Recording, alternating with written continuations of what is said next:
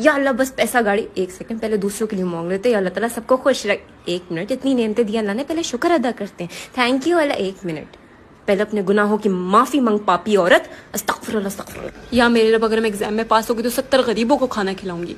एक मिनट, मैं वैसे भी खिला दूंगी, मैं आपको ब्लैकमेल नहीं कर रही हूँ, मैं रिश्वत नहीं दे रही हूँ। सॉरी अल्लाह मियां, sorry, I am so sorry. ये मेरे बहन भाई यहाँ क्यों आ रहे हैं इस कमरे में? बताओ, मैं नहीं रो रही है। Leave me alone, leave me alone. सुकून से खुदा से मुझे दुआ तो मांगने दो। रोके क्या करते हो तुम लोग? एम्बेरसमेंट से मर जाऊंगी मैं यहाँ पे। क्या मांगू क्या मांगू क्या मांगू? अल्लाह में जो फजर में मांगा था ना वही दे दो प्लीज, थैंक यू। नहीं अल्लाह ताला आप ही बताएं मुझे क्या जरूरत है शकीला को मुंह खोलने की? अम्मा तो मुझे गलत समझेगी। मैं क्या करूँ? मेरा तो दिल साफ है ना, मेरा तो दिल साफ है। आमीन। अल्लाह ताला प्लीज अली को मेरा कर देना। बस अली और मैं हमेशा ऐसे ही साथ रहें।